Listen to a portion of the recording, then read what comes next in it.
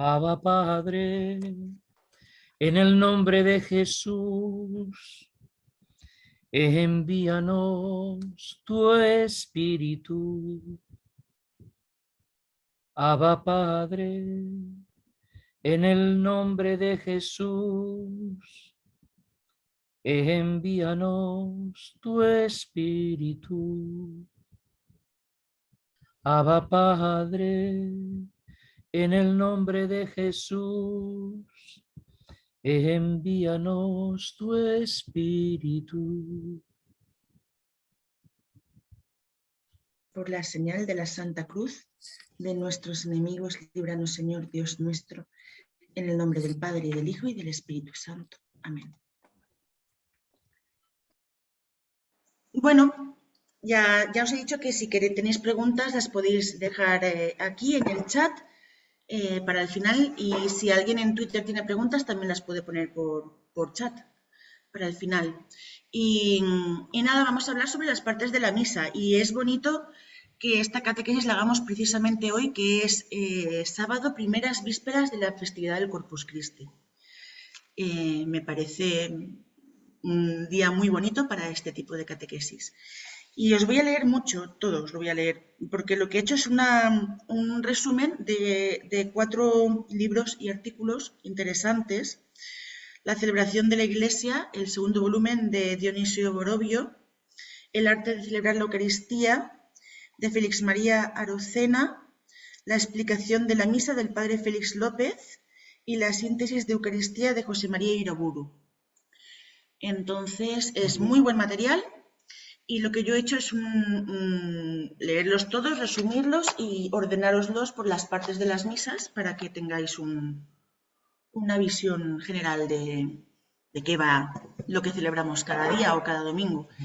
Y no os preocupéis por tomar muchas notas, porque luego os voy a subir el texto, tal cual lo voy a leer, lo voy a subir aquí en el chat, y para que lo tengáis los que estéis aquí, y los que no estéis se subirá al blog, ¿no? Yo creo, Lola, lo podemos subir como PDF al blog para que os lo podáis descargar, ¿vale? Entonces, la misa. Vamos a empezar primero por nombres. ¿Con qué nombres se designa la celebración de la misa? Los más usuales son misa, Eucaristía, Cena del Señor, Sacrificio de la Nueva Alianza, Memorial de la Pascua, Mesa del Señor, Sagrados Misterios.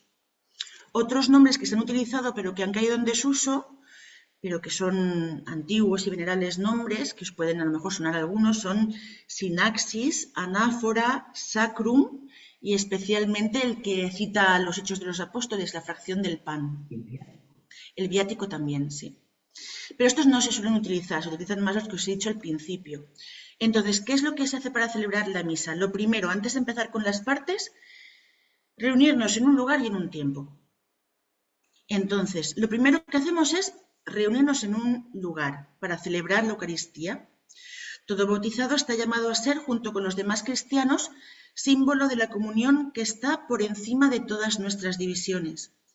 Cada asamblea eucarística es una congregación local, en mi barrio, de mis calles, de la que me toca a mí, congregación local, de la Iglesia Universal. Es signo manifiesto de la Iglesia, que es anticipo de la Jerusalén celeste. En la época paleocristiana, de los primeros cristianos, entrar en la Iglesia era entrar en la asamblea de los bautizados, ser familia de Dios, ser comunión de los santos. Entonces, no todo el mundo podía entrar en la Iglesia. Solamente los cristianos o los catecúmenos hasta cierta parte de la Eucaristía. Cuando empezaba la plegaria eucarística tenían que salirse, por ejemplo, hasta que no estuvieran bautizados. Era eso, entrar en la asamblea de los bautizados, en la asamblea de la familia de Dios. El altar es el corazón de todo el espacio litúrgico. Sobre él se representa, se actualiza el sacrificio pascual de Cristo, que redime al mundo y del cual vive la Iglesia hasta hacerla imbatible frente a los poderes del infierno. Es la misa lo que nos salva, ¿eh? No es poca cosa.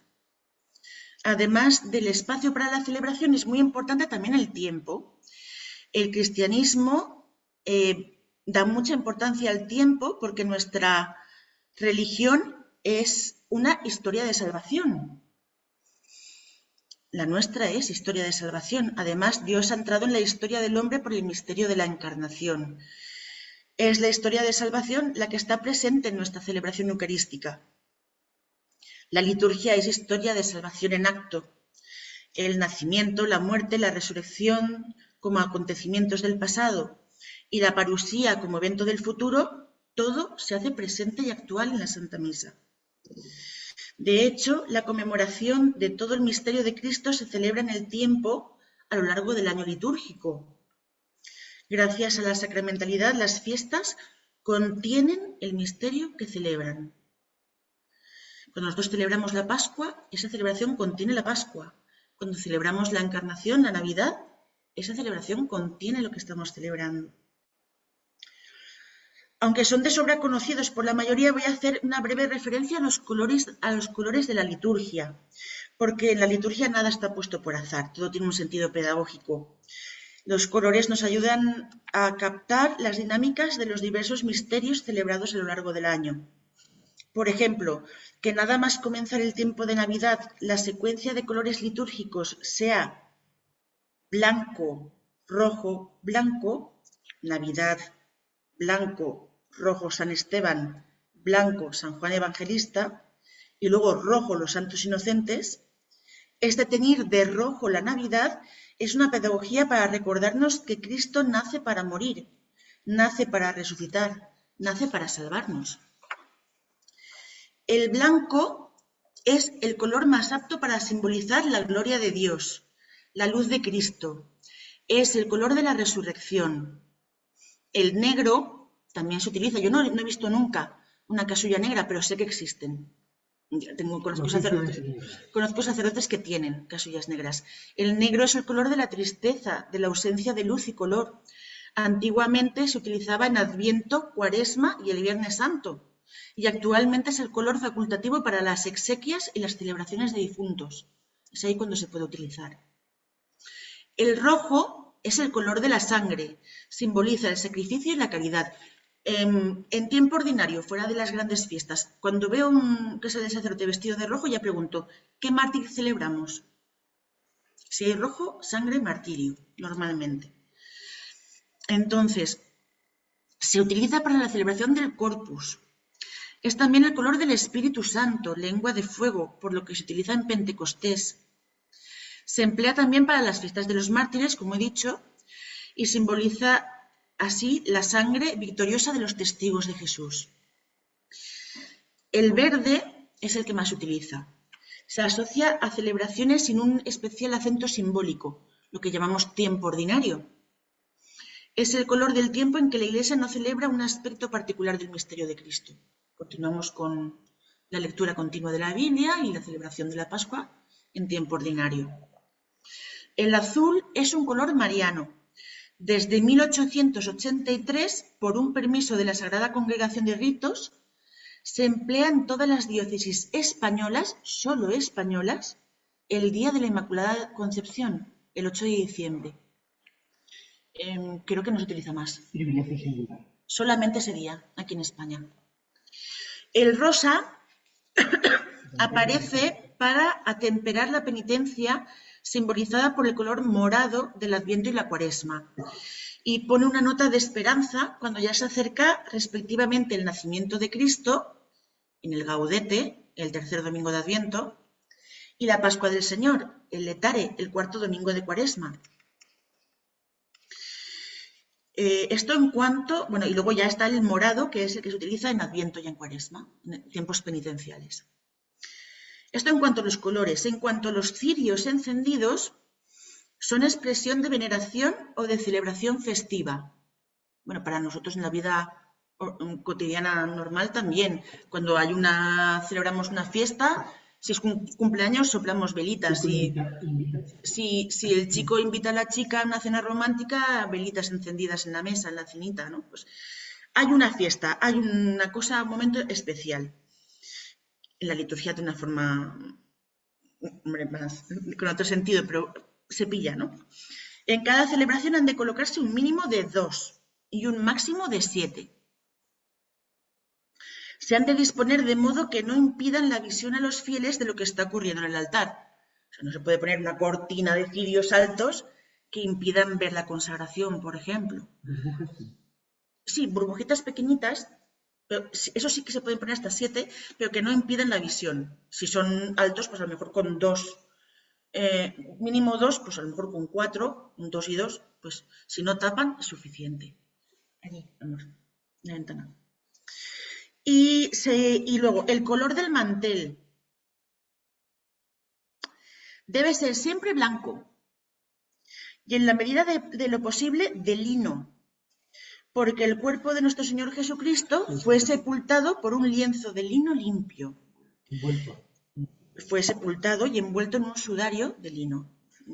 Lo mismo los corporales y el alba deben ser de lino blanco.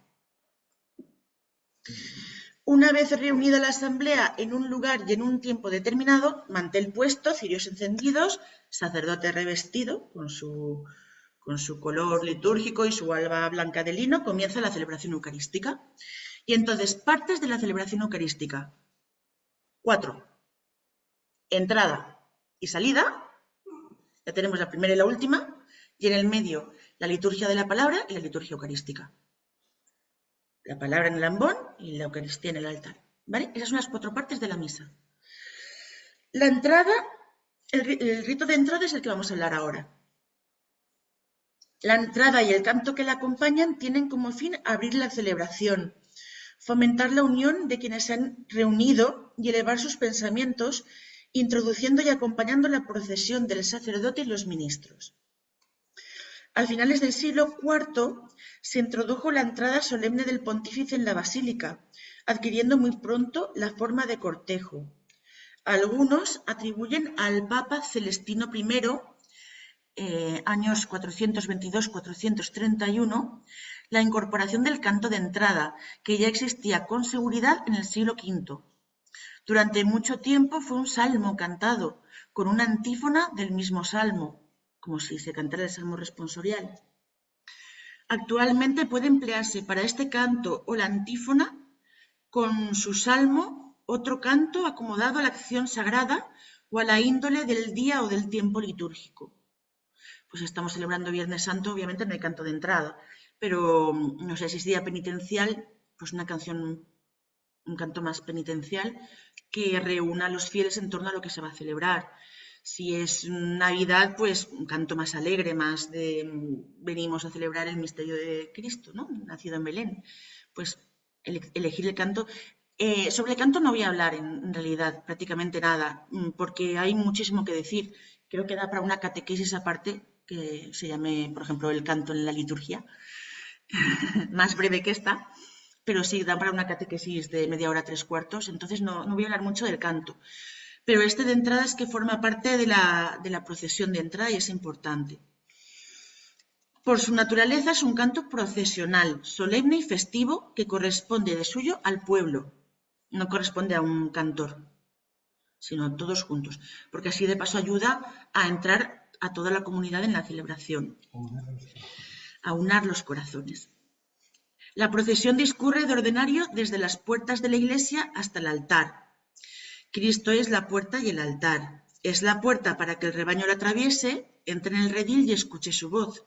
Y es el altar, no por analogía con el altar de la iglesia, sino al revés. El altar material de la iglesia lo es por analogía con Cristo. En Cristo, en su propio cuerpo, se ofrece el sacrificio por los pecados del mundo. Él es el altar por excelencia. Cristo es el altar y el altar de la iglesia lo es en analogía a Cristo. Luego hablaremos de eso. Normalmente, si no es una celebración solemne de catedral o algo así, hoy en día no se suele hacer esta procesión desde la puerta hasta el altar, sino desde la sacristía hasta el altar. Pero el significado es el mismo. Vale, más cosas de los ritos de entrada. Saludo al altar y a la comunidad. El altar, como hemos dicho, es símbolo de Cristo y lugar del sacrificio eucarístico. Su veneración se expresa con 3 signos: la inclinación, el beso al altar y la incensación. Vamos a ver en qué consiste cada uno de los tres. La inclinación es un signo de respeto dirigido al altar, un acto de homenaje a Cristo, al lugar del sacrificio y a la mesa del Señor. El gesto de veneración de la inclinación se completa con el beso. El altar se besa. Como el altar simboliza a Cristo y el ministro lo besa en nombre de toda la comunidad reunida, es un beso de saludo y de amor entre la iglesia esposa y su esposo Cristo. Súper bonito. Desde la Edad Media es al mismo tiempo también veneración hacia las reliquias de los santos que se colocaban en el mismo altar. La mayoría de los altares de hoy en día tienen incluida una pequeña reliquia, entonces una ara, se llama esa reliquia, sí. Entonces, a la vez que se besa, que la iglesia besa a Cristo, altar, a la vez también se besa y se venera la reliquia que está en ese altar. Entonces, inclinación, beso, y esto se puede completar con la incensación. Echar el incienso alrededor del altar, cuyo simbolismo es de honor, purificación y santificación. Actualmente ya no está reservada la celebración solemne de la Eucaristía, sino que puede usarse libremente en cualquier forma de misa. Una misa de diario se podría hacer también. Pero de hecho es verdad que solamente suele hacerse en celebraciones especiales, solemnes. Después de venerar el altar, desde la sede, el sacerdote y toda la comunidad hacen la señal de la cruz, en el nombre del Padre, del Hijo y del Espíritu Santo. Es un gesto introducido por mandato de Pablo VI. La señal de la cruz, unida a esa fórmula, en el nombre del Padre, del Hijo y del Espíritu Santo, acompaña el comienzo de todas las celebraciones cristianas. Por eso no podía faltar en la celebración cristiana por excelencia, que es la Eucaristía. El gesto recuerda que el sacrificio de Cristo es la fuente de toda santificación, mientras que la fórmula es un acto de fe en la Santísima Trinidad y una súplica a las tres personas divinas. Su gesto y su fórmula manifiestan que los fieles no se reúnen por propia iniciativa ni en nombre propio, sino en nombre del Dios Trino. Es el Señor quien nos aseguró: donde están dos o tres reunidos en mi nombre, allí estoy yo en medio de ellos. Mateo 18, 19. Y esta presencia misteriosa del resucitado entre los suyos se cumple especialmente en la asamblea eucarística. Por eso el saludo inicial del sacerdote, en sus diversas fórmulas, afirma y expresa esta maravillosa realidad. Puede decir: el Señor esté con vosotros, que está en Ruth 2.4 o 2 Tesalonicenses 3.16. O también puede decir: la gracia de nuestro Señor Jesucristo, el amor del Padre y la comunión del Espíritu Santo estén con todos vosotros. Está en 2 Corintios 13.13. Con este saludo se pone de manifiesto el misterio de la Iglesia congregada. La respuesta de la comunidad no es un gesto de benevolencia hacia la persona del ministro, sino una respuesta al ministro de Cristo, dispensador de los dones de Dios.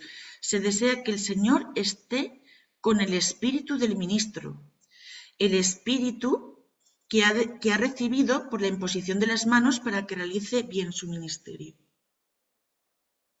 ¿Voy bien o voy muy rápido? ¿Loli? ¿Bien? Perfecto. Acto penitencial o el Kyrie. Bueno, primero el acto penitencial, luego el Kyrie. Moisés, antes de acercarse a la zarza ardiente, antes de entrar en la presencia divina, ha de descalzarse porque entra en tierra santa, pisa tierra santa, tierra sagrada. Esto está en el Éxodo 3.5. Y nosotros los cristianos, antes que nada, para celebrar dignamente estos sagrados misterios, debemos solicitar de Dios primero el perdón de nuestras culpas. Hemos de tener clara conciencia de que cuando vamos a entrar en la presencia divina, cuando llevamos la ofrenda al altar, debemos examinar previamente nuestra conciencia ante el Señor y pedir su perdón, porque son los limpios de corazón los que verán a Dios. Hay un texto que se llama la Didache, que es una obra escrita a finales del siglo I, es creo que el texto más antiguo que nos ha llegado. Ahí se escribe: reunidos cada día del Señor Partid el pan y dad gracias, después de haber confesado vuestros pecados, a fin de que vuestro sacrificio sea puro. El acto penitencial en la Eucaristía, pese a esto, no aparece en los misales hasta el siglo X, como oración en la que el sacerdote y sus ministros manifiestan sus sentimientos de indignidad ante el misterio. Es en el misal de Pablo VI donde este rito se extiende a toda la comunidad, pues hasta entonces era solo el sacerdote el que lo realizaba. La Iglesia, que es santa y a la vez es, bueno, la formamos nosotros también, es comunidad de pecadores, es consciente de que sus miembros necesitan convertirse continuamente para participar dignamente de estos sagrados misterios. El rito penitencial es una expresión concreta de esta realidad por parte del ministro y de los fieles, que reconocen humildemente sus pecados, se arrepienten de ellos e imploran la misericordia de Dios para participar con fruto en los sagrados misterios, en la Santa Misa. También se pide a Santa María, siempre Virgen, a los ángeles, a los santos y a vosotros, hermanos, que intercedan por nosotros. En los domingos, especialmente en tiempo pascual, el acto penitencial puede adoptar la forma de aspersión con agua bendita. Esto a los curas les encanta. Les gusta mucho, muchísimo. He preguntado mucho a muchos curas y todos me han dicho, sí, nos gusta. Vale. Esta expresión nos recuerda nuestro bautismo y nos invita a una continua purificación. Sale el sacerdote con el agua bendita y con el pequeño hisopo y va asperjando, echando agua sobre los fieles, ¿vale? Dios Todopoderoso tenga misericordia de nosotros, perdone nuestros pecados y nos lleve a la vida eterna. Esta hermosa fórmula litúrgica perdona los pecados leves de cada día. Con esta fórmula, en cada misa, si hay propósito de enmienda, se perdonan todos los pecados mortales. Perdón, los pecados veniales. Perdón. Los mortales hay que confesarlos, pero los de manera individual, sí, bueno, otro día si queréis hablamos de la confesión. Los mortales hay que confesarlos, pero los veniales se perdonan aquí. Si ya hay contrición, ya hay propósito de enmienda, no hace falta confesarse. Vale. El perdón de los pecados graves, también llamados mortales, se reserva el sacramento de la penitencia. Lo tenía puesto, ¿eh? Vale, y luego el Kyrie. Kyrie, o Señor, ten piedad. Después del yo confieso, el Señor, ten piedad. No tiene un sentido penitencial, sino de aclamación a Cristo y de petición de misericordia. Es una profesión de fe en la omnipotencia de Cristo y en su cercanía misericordiosa. Al principio se usaba como respuesta a la oración de los fieles después de la liturgia de la palabra, como respuesta a las peticiones, a las preces. Te pedimos, Señor, por el Papa, por los obispos, Señor, ten Kyrie eleison, Christe eleison, Kyrie eleison. Ahora no. Bueno, hacia el año 390, la peregrina gallega Egeria, de tu tierra, en su diario de peregrinación, año 390, es que súper lejos, sí, describe estas aclamaciones en la iglesia de la Resurrección en Jerusalén durante el oficio lucernario. Decía, un diácono va leyendo las intenciones y los niños que están allí, muy numerosos, responden siempre Kyrie eleison. Sus voces forman un eco interminable. Súper bonito. Los Kyrie eleison, Señor, ten piedad, pidiendo 6 veces la piedad de Cristo en cuanto Señor, son por una parte prolongación, de alguna manera, del acto penitencial precedente, pero sobre todo son una proclamación gozosa de Cristo como Señor del universo. Y en este sentido vienen a ser prólogo del Gloria que sigue después. El Gloria tiene su origen probablemente entre los siglos II o III. Es una grandiosa doxología trinitaria, un himno bellísimo de origen griego que ya en el siglo IV pasó a Occidente. No fue compuesto para la misa, sino para la oración de la mañana, para los laudes. entró en la Eucaristía para la fiesta de Navidad, cuando la celebración era presidida por un obispo. Hacia el siglo XI ya lo encontramos recitado por los presbíteros en todas las fiestas y todos los domingos, menos los de Cuaresma. Y es así como se sigue haciendo ahora.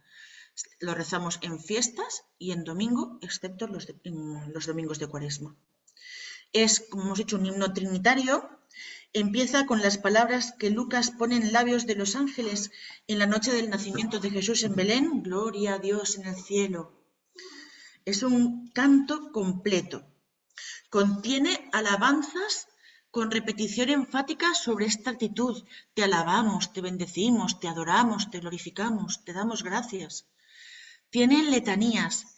Tú que quitas el pecado del mundo, ten piedad de nosotros. Tú que quitas el pecado del mundo, atiende nuestras súplicas. Tú que estás sentado a la derecha del Padre, ten piedad de nosotros. Letanías. Tiene aclamaciones. Solo tú eres santo, solo tú, Señor, solo tú, Altísimo Jesucristo. Y acaba con una doxología. Doxología significa alabanza, invocación, alabanza.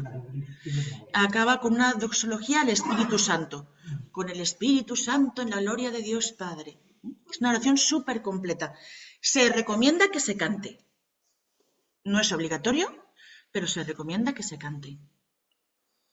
La oración colecta, o sea, si hay que elegir, si hay un grupo de cantores que llevan un coro parroquial y hay que elegir 4 o 5 canciones solamente para que no se alargue mucho la misa, este sería uno de los cantos a elegir, el Gloria. ¿Vale? La oración colecta se llama así en referencia a la reunión de la comunidad y a la recolección de todas las intenciones personales de los fieles en una sola oración. El sacerdote invita al pueblo a orar y todos, a una con el sacerdote, permanecen un rato en silencio para hacerse conscientes de estar en presencia de Dios y formular interiormente sus súplicas. Entonces el sacerdote lee la oración colecta, que expresa generalmente la índole de la celebración, dirigiéndose a Dios Padre por Cristo en el Espíritu Santo. Expresa la actitud de confianza y petición propia del comienzo de la celebración. Veamos una que puede servir de ejemplo. Oremos. Se hace un poquito de silencio. Cada uno dice la intención que tiene para esa misa en su interior. Y el sacerdote dice: oh Dios, fuente de todo bien, escucha sin cesar nuestras súplicas y concédenos, inspirados por ti, pensar lo que es recto y cumplirlo con tu ayuda. Por nuestro Señor Jesucristo, tu Hijo, que vive y reina contigo en la unidad del Espíritu Santo y es Dios por los siglos de los siglos. Amén. Pero bueno, esta oración cambia todos los días. Es una de las oraciones, la oración colecta, que va antes de que empiecen las lecturas. Esta es muy bonita y es muy bonita también cogerla para trabajarla en la oración personal. Yo os lo recomiendo, sobre todo en los tiempos fuertes. Y con eso hemos acabado la primera parte de la misa, que es la entrada. Vamos a la liturgia de la palabra, pero si me dejáis, bebo un traguito.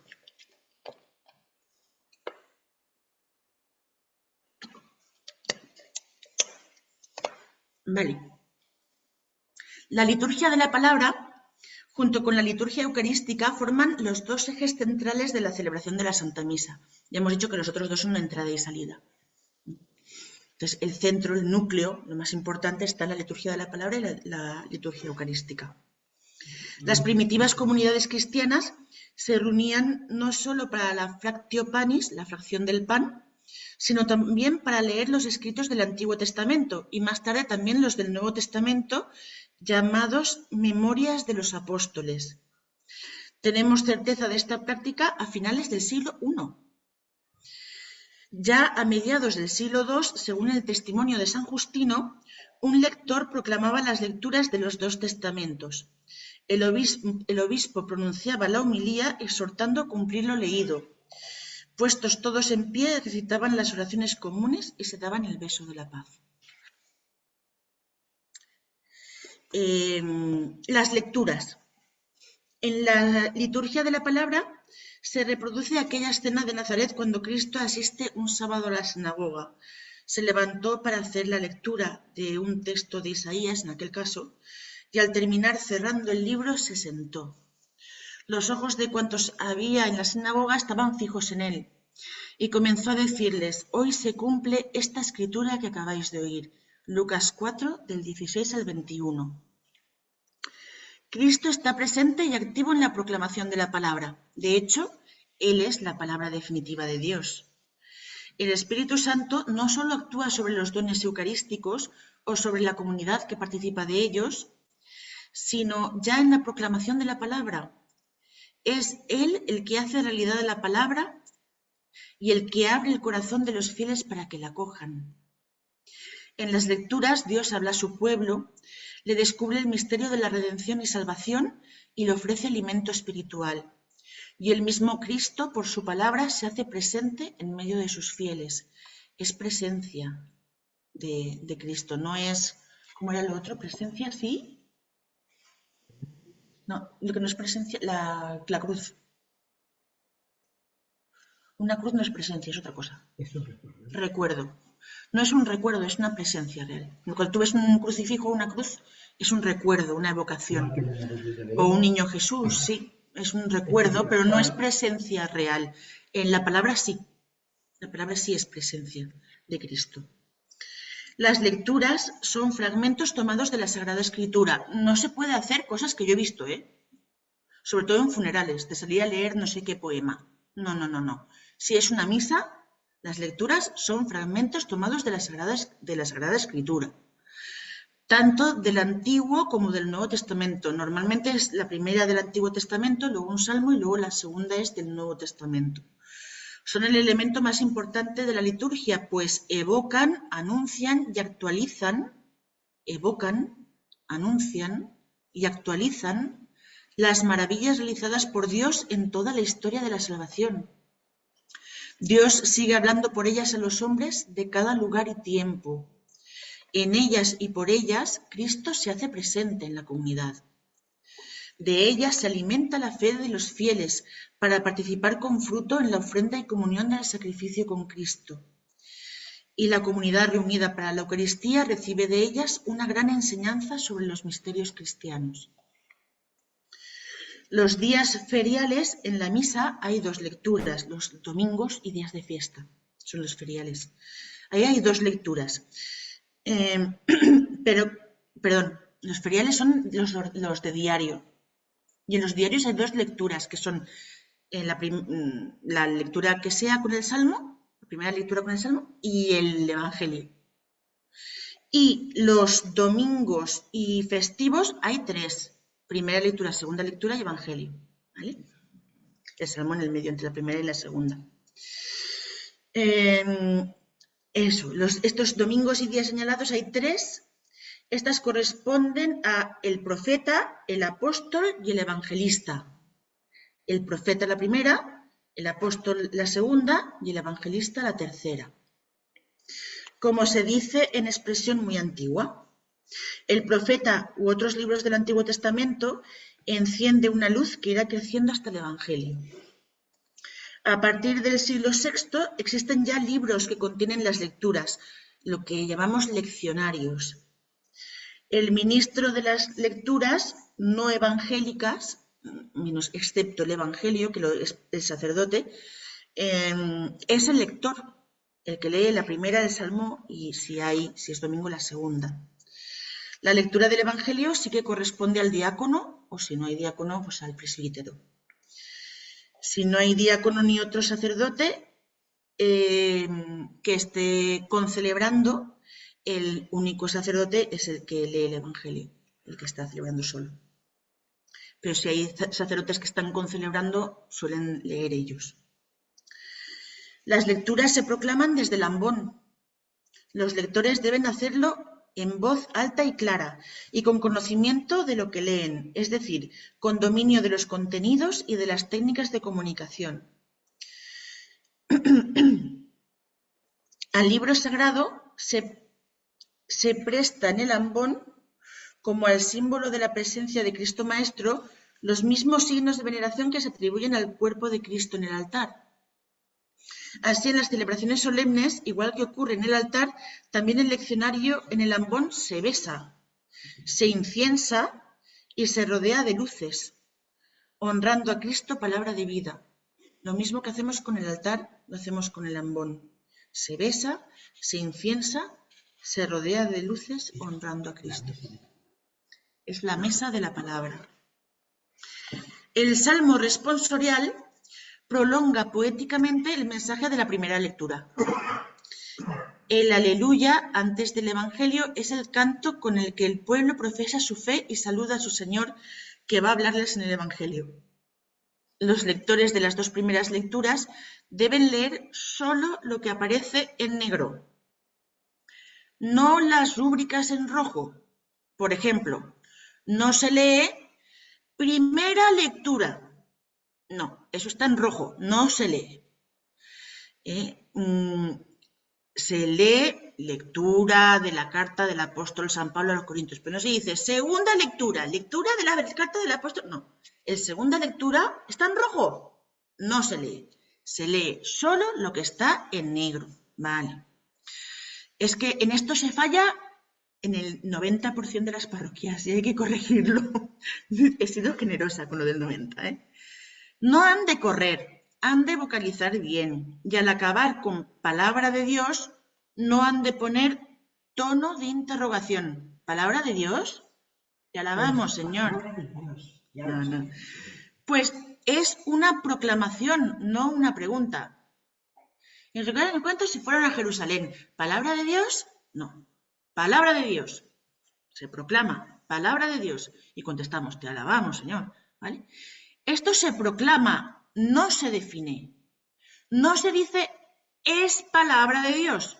Ese es, tacharlo. No estamos definiendo qué es o qué no es palabra de Dios. Estamos proclamando, diciendo, esto es palabra de Dios. Pero no se dice, es palabra de Dios. No, ya lo sabemos todos que es palabra de Dios. Cuando tú acabas de leer, dices, palabra de Dios. Fin, sin el es. Y no con preguntas, sino proclamándolo. Palabra de Dios. Normal, palabra de Dios.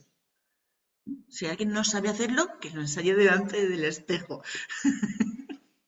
Es muy fácil. Palabra de Dios. Ay, cuánta gente dice es palabra de Dios. Es que esto ya está definido por el magisterio, no nos toca a nosotros. Bueno, y luego el Evangelio. El Evangelio es el momento más alto de la liturgia de la palabra. Ante los fieles congregados en la Eucaristía, Cristo hoy anuncia su Evangelio. Y a 20 siglos de distancia histórica podemos escuchar nosotros su palabra con la misma realidad que quienes lo oyeron entonces en Palestina, aunque ahora sin duda con más luz y con más ayuda del Espíritu Santo. El momento es de suyo muy solemne y todas las palabras y gestos previstos están llenos de muy alta significación. Llegado al ambón, el sacerdote abre el libro y dice, el Señor esté con vosotros. Y enseguida, lectura del Santo Evangelio, haciendo la cruz sobre el libro con el pulgar y luego sobre su propia frente, boca y pecho. Se persigna. Los fieles también se persignan. ¿Qué hacemos los fieles? Persignarnos. Fin. No se continúa y se acaba con una señal de la cruz. Nos persignamos como el sacerdote y se acabó. Luego, si se utiliza el incienso, se inciensa el libro. Si se ha incensado antes el altar, se inciensa también el libro. Y después de la proclamación, de la aclamación del pueblo, el gloria a ti, Señor, proclama el Evangelio. Y una vez terminada la lectura, besa el libro, diciendo en secreto, las palabras del Evangelio borren nuestros pecados. Este beso al Evangelario es un gesto de amor y de reverencia al verbo escrito. Después de la lectura del Evangelio se hace la aclamación del pueblo, gloria a ti, Señor Jesús. En cuanto a la homilía, deciros que es uno de los elementos más antiguos de la liturgia de la palabra. En el siglo II, San Justino afirma, luego, cuando el lector ya ha acabado, el que preside exhorta e incita de la palabra y de la imitación de estas cosas excelsas. De hecho, observamos cientos de homilías preciosas de los santos padres. ¿Por qué? Porque en la época de los santos padres ya había homilías. Esto es así. La homilía es una exhortación a llevar a nuestra vida el mensaje de las lecturas bíblicas. Viene del griego homilein, que significa plática familiar.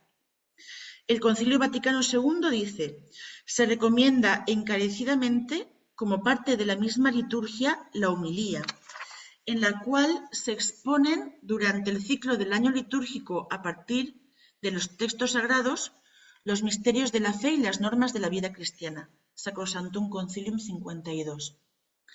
En la homilía se debe mostrar de una manera concreta cómo aplicar a la vida cotidiana la palabra de Dios que ha sido proclamada. Es propio de la homilía también el explicar las oraciones y gestos de la misma liturgia para que los fieles puedan conocer con mayor profundidad y participar más plenamente en los misterios que celebran. Por ejemplo, después de comentar un poquito las lecturas que se han escuchado, el sacerdote dice: y a continuación vamos a renovar nuestra fe proclamando el credo, explica un poquito pues, la liturgia en ese momento. Es una muy buena catequesis y se recomienda también que se haga a diario, todos los días. Se recomienda muy fervorosamente. El fin de semana es obligatoria, el domingo, las fiestas solemnes. Los que escuchan la palabra deben mantener aquella disposición de la que habla San Agustín. Dice: toda la solicitud que observamos cuando nos administran el cuerpo de Cristo, para que ninguna partícula caiga en tierra de nuestras manos, ese mismo cuidado debemos poner para que la palabra de Dios que nos predican, hablando o pensando en nuestras cosas, no se desvanezca de nuestro corazón. No tendrá menor pecado el que oye negligentemente la palabra de Dios que aquel que por negligencia deja caer en tierra el cuerpo de Cristo.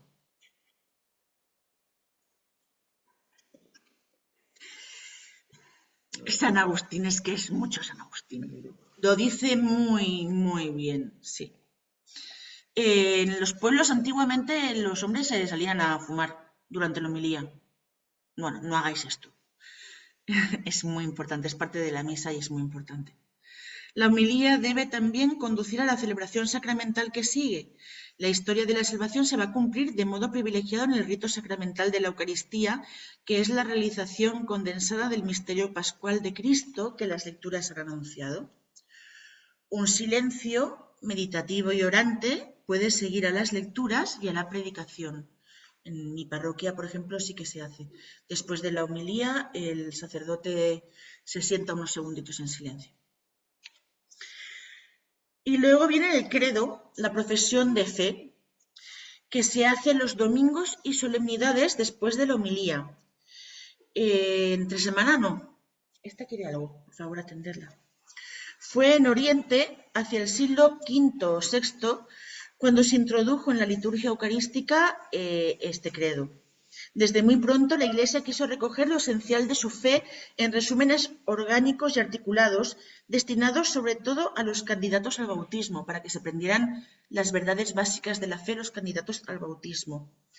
También recibe el nombre de símbolo. La palabra griega símbolon significaba la mitad de un objeto partido, por ejemplo, un sello. O habréis visto los corazoncitos que llevan a veces aquí los novios, que es un corazón partido por la mitad, lo lleva uno y la otra mitad lo lleva otro. Pues cuando se juntan forma el corazón completo. Eso sería un símbolo. Es un signo de identificación y de comunión. Entonces, para nosotros, nuestro símbolo, el credo, es un símbolo de identificación y de comunión entre los creyentes. Símbolon significa también recopilación, colección o sumario. El símbolo de la fe es la recopilación de las principales verdades de la fe. De ahí el hecho de que sirva de punto de referencia primero y fundamental para la catequesis, tanto la de niños como la de adultos. El credo es la respuesta más plena que el pueblo cristiano puede dar a la palabra divina que acaba de recibir. Al mismo tiempo que profesamos la fe, el credo es una grandiosa oración y así ha venido usándose en la piedad tradicional cristiana. Comienza confesando al único Dios, Padre Creador. Se extiende en una confesión de Jesucristo, su Hijo unigénito, nuestro Salvador, y declara, en fin, la fe en el Espíritu Santo, Señor y vivificador, y termina afirmando la fe en la Iglesia y en la resurrección. Y puede rezarse de dos maneras: en su forma breve, que es el credo apostólico o símbolo de los apóstoles.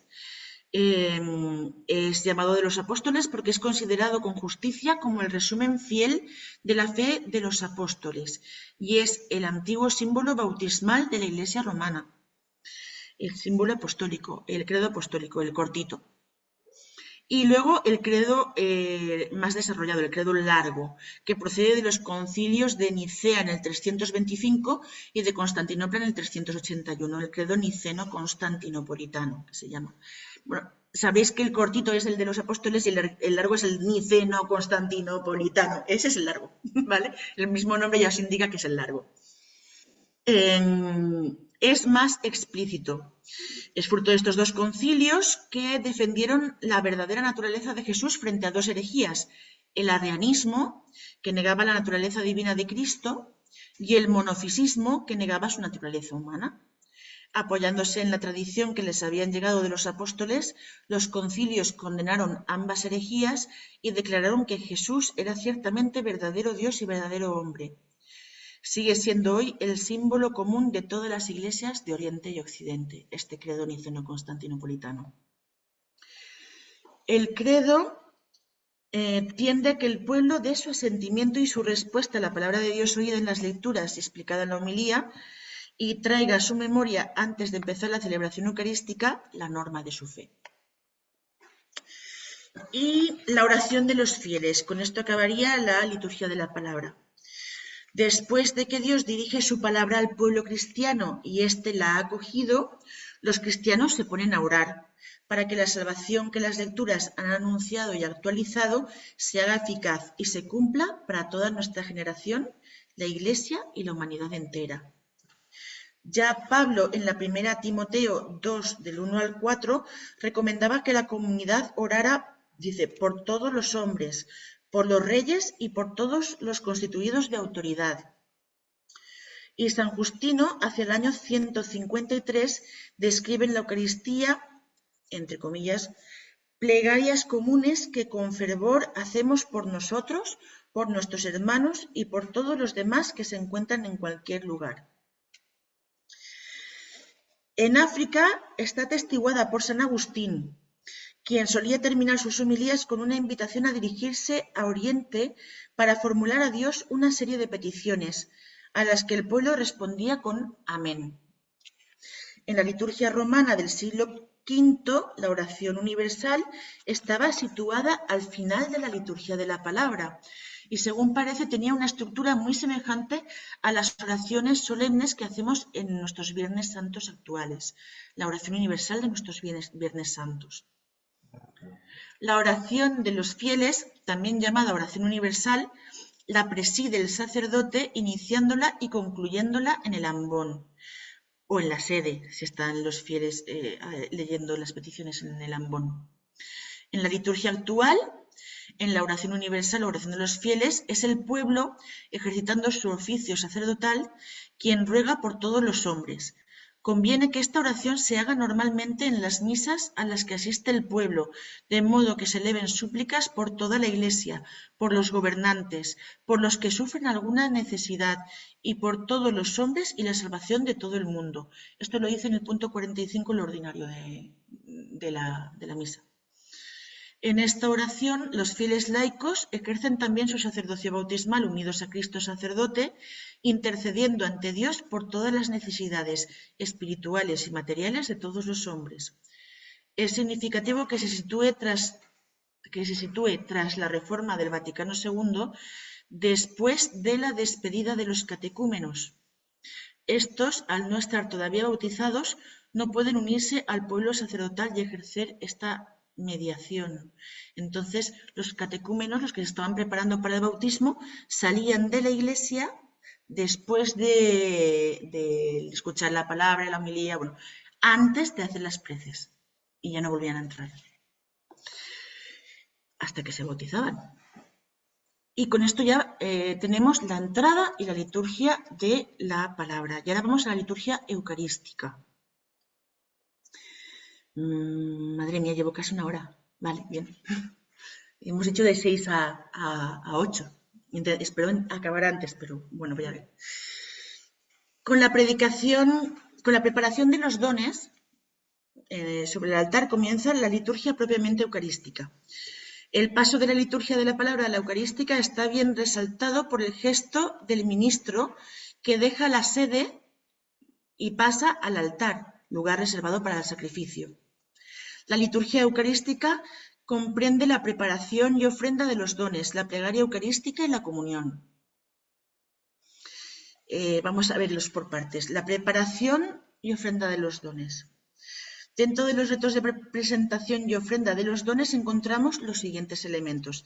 La procesión de las ofrendas, la presentación del pan, la mezcla del vino con agua y su posterior ofrenda, la oración privada del ministro, la incensación, si hay incensaciones, el lavabo y la oración sobre las ofrendas. Vamos a ir explicándolas. El rito no es una mera presentación de dones, sino que incluye también cierto sentido ofertorial. En el pan y el vino ofrecemos simbólicamente algo de nosotros mismos, y por el gesto de incensar las ofrendas y las personas, reconocemos el sentido de ofrenda de unas y otras. Es decir, el pan y el vino van a transformarse en Cristo, y los ministros y los fieles deben también transformarse en ofrenda permanente, dice la liturgia. La liturgia romana actual, a diferencia de otras, hace la presentación separada del pan y el vino. Te ofrecemos este pan, te ofrecemos el vino, por separado. Rito de gran riqueza y expresividad. La presentación de las ofrendas en el altar hace suyo el gesto de Melquisedec y pone los dones del Creador en manos de Cristo. Él es quien en su sacrificio lleva a la perfección todos los intentos humanos de ofrecer sacrificios. Mira a ver que me están mandando un mensaje. Este es el momento privilegiado donde hacer la colecta, la cesta que llamamos en algunos sitios, para que los fieles ofrezcan su ayuda material a los hermanos necesitados. Dice, desde el principio, junto con el pan y el vino para la Eucaristía, los cristianos presentan también sus dones para compartirlos con los que tienen necesidad. Esta costumbre de la colecta, 1 Corintios 16:1, siempre actual, se inspira en el ejemplo de Cristo que se hizo pobre para enriquecernos. 2 Corintios 8:9. En este momento, cada hombre presenta junto con Cristo sus sufrimientos y alegrías, su trabajo, también considerado como colaboración en la obra creadora, según el mandato del Génesis. Benedicto XVI señalaba que este gesto no necesita ser enfatizado con añadiduras superfluas. Lo traduzco. No es necesario ofrecer junto a las ofrendas otras cosas como un balón, un libro, una pañoleta, una paleta de albañil, etc. Como símbolo de ocio, de estudio, de trabajo, lo que sea. El pan y el vino llevan incluidos en su sencillez todas las realidades humanas y toda la creación. Se ofrece solo el pan y el vino. Sí, nos gusta el circo. Bueno, en el ofertorio, el sacerdote mezcla un poco de agua al vino del cáliz. No sé si os habéis dado cuenta. Pone el vino y luego pone, o lo vuelca un poquitín de agua, o a veces con una cucharita le pone un poquito de agua al cáliz en el ofertorio. Símbolo de nuestra incorporación, la incorporación de la humanidad, simbolizada en el agua, a la naturaleza divina de Cristo, representada en el vino. En el rito el sacerdote toma primero la patena con el pan y con ambas manos la eleva un poco sobre el altar, mientras dice la fórmula correspondiente, y lo mismo hace con el vino. Las dos oraciones que el sacerdote pronuncia en alta voz o en secreto, casi idénticas, son muy semejantes a las que empleaba Jesús en sus plegarias de bendición, siguiendo la tradición judía, la veracá. Primero sobre el pan y después sobre el vino, como lo hizo Cristo, el sacerdote dice: bendito sea, Señor, Dios del universo, por este pan, fruto de la tierra y del trabajo del hombre, que recibimos de tu generosidad y ahora te presentamos. Él será para nosotros pan de vida. Lo mismo con el vino, que será para nosotros bebida de salvación. Y el pueblo responde: bendito seas por siempre, Señor. Romanos 9:5, 2 Corintios 11:31. Después de presentar el pan y el vino, el sacerdote se inclina hacia el altar orando en secreto. Y esta es la oración que dice: acepta, Señor, nuestro corazón contrito y nuestro espíritu humilde. Que este sea hoy nuestro sacrificio y que sea agradable en tu presencia, Señor Dios nuestro. Ahora puede realizarse la incensación de las ofrendas, y se está haciendo, del altar, del celebrante y de todo el pueblo, expresando así el tono ofertorial de las personas del pueblo sacerdotal que, unido a Cristo, ofrece y se ofrece. Enseguida el sacerdote lava sus manos, procurando así su purificación interior. Con agua, no con gel no sé cómo se llama, hidroalcohólico. Y yo todavía estoy viendo sacerdotes que en ese momento se echan gel hidroalcohólico. El lavatorio es con agua. Por favor, please. Ay, estas cosas me hacen sufrir. Con agua oxigenada tampoco. Agua normal, agua. Lo que viene siendo agua. Vale. Y vuelto al centro del altar, solicita la súplica de todos. Orad, hermanos, para que este sacrificio mío y vuestro sea agradable a Dios Padre Todopoderoso. Y contestamos: el Señor reciba de tus manos, es que es lavado, este sacrificio para alabanza y gloria de su nombre, para nuestro bien y el de toda su santa Iglesia. Es muy bonito. Eucaristía significa acción de gracias. Y esta acción de gracias se expresa de un modo muy claro en el prefacio, que es lo que viene ahora. En él el sacerdote, en nombre del pueblo santo, glorifica a Dios Padre y le da las gracias por toda la obra de la salvación o por alguno de sus aspectos en particular. Hay una gran variedad de prefacios que encierran los motivos para glorificar a Dios según la solemnidad o la fiesta que se celebre. La plegaria eucarística comienza con el prefacio, levantando los corazones hacia el Padre, continúa con el Sanctus, con el Santo, proclamando la santidad de Dios y su gloria que llena el universo. Al final de la plegaria eucarística, el sacerdote recita esta doxología final, alabanza de la Trinidad. Su etimología prefacium significa literalmente antes del hecho y se refiere a la gran obra que es la plegaria eucarística, centro de la celebración y de la misa. Bueno, plegarias eucarísticas hay 5. Entonces, ¿os cuento un poquito brevemente de las 5 o os lo dejo para que lo leáis vosotros? Bueno, os cuento un poquito. Cortito. La plegaria 1 es el canon romano. Procede del siglo IV y su forma queda así fijada ya desde San Gregorio Magno. Su uso se universaliza en la Iglesia en los siglos del 9 al 11 y llega casi intacto hasta nuestros días. Y tiene especial honor en la tradición litúrgica. La 2 es la reelaboración de la anáfora de San Hipólito del 225, la más antigua que se conoce en Occidente, sencilla, breve, sumamente venerable, armoniosa y perfecta. Es la que suelen gastar los curas, en general. La plegaria 3 es expresión de la tradición romana y gálica, compuesta después del Vaticano II, y el orden de sus partes, así como su conjunto, hace de ella una anáfora en proporciones ideales. Es más teológica, se utiliza un poco menos.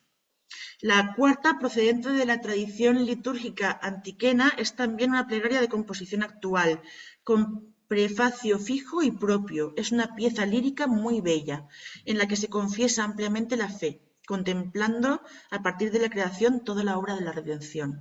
Y en la quinta, en 1974 se aprobó en la Iglesia esta plegaria con ocasión del Sínodo de Suiza, adoptada posteriormente por varias conferencias episcopales, entre ellas la de España, que la adoptó como nuestra plegaria eucarística en el año 1985. Es un lenguaje moderno con una estructura de tradición romana que tiene 4 variantes y contempla sobre todo al Señor que camina con la Iglesia peregrina. Si tenéis un misal, lo podéis ver, y si no, en el propio libro de misa le pedís al sacerdote antes o después de misa que os lo deje ver y las podéis leer, son bonitas. Bueno, en internet también están, si no queréis molestar. Y bueno, entonces el prefacio consta de 4 partes. El diálogo inicial siempre es el mismo, de antiguo origen, ya que desde el principio vincula al pueblo a la oración del sacerdote y al mismo tiempo levanta su corazón a Dios. Dice: el Señor esté con vosotros y con tu espíritu. Levantemos el corazón, lo tenemos levantado hacia el Señor. Demos gracias al Señor nuestro Dios, es justo y necesario. ¿Vale? Así empiezan todos los prefacios, los 5 que os he dicho. Luego, la elevación al Padre retoma las últimas palabras del pueblo. Es justo y necesario. Y con leves variantes levanta la oración de la Iglesia al Padre Celestial. De este modo el prefacio, y con él toda la plegaria eucarística, dirige la oración de la Iglesia precisamente al Padre. En verdad es justo y necesario, es nuestro deber y salvación darte gracias, Padre Santo, siempre y en todo lugar, por Jesucristo, tu Hijo amado. Por ejemplo, le dice en la plegaria eucarística 2. La parte central, la más variable, y sus contenidos, según sus días y sus fiestas, proclama gozosamente los motivos fundamentales de la acción de gracias que giran siempre en torno a la creación y a la redención. Por ejemplo, por Él, que es tu palabra, hiciste todas las cosas. Tú nos lo enviaste para que, hecho hombre por obra del Espíritu Santo, nacido de María la Virgen, fuera nuestro Salvador y Redentor. Precioso. Otra. Él, en cumplimiento de tu voluntad, para destruir la muerte y manifestar la resurrección, extendió sus brazos en la cruz y así adquirió para ti un pueblo santo. Que son preciosas. Es que hay que añadir liturgia a nuestra oración personal. Es muy bonito. Y el final del prefacio viene a ser un prólogo al Sanctus, al santo que le sigue. Asocia la oración eucarística de la Iglesia terrena con el culto litúrgico celestial, haciendo de aquella un eco de este. Por eso, con los ángeles y los santos, proclamamos tu gloria diciendo. ¿Vale? Y viene el santo, que llegó a ser una parte integral de la plegaria eucarística desde antes del año 400. Esta es otra de las partes de la misa que se recomienda cantar, el santo. Lo que he dicho antes, si un coro tiene que elegir solamente 3 o 4 canciones, esta debería ser una de ellas. Su texto está compuesto de 2 secciones, ambas inspiradas en la Escritura. Es un trisagio, 3 veces santo. Las 2 secciones concluyen con la frase Hosana en el cielo. En la primera parte sobresale el asombro y el sobrecogimiento ante la majestad divina.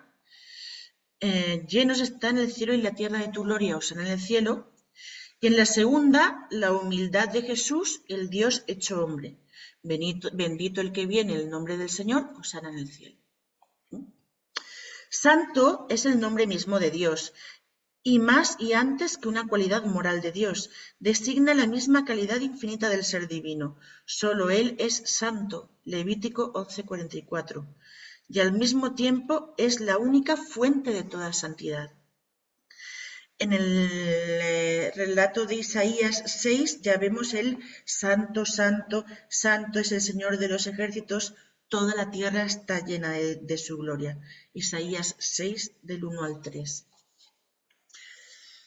Y el Hosana al Hijo de David, bendito el que viene en nombre del Señor, Hosana en las alturas, lo encontramos en Mateo 21, del 8 al 9.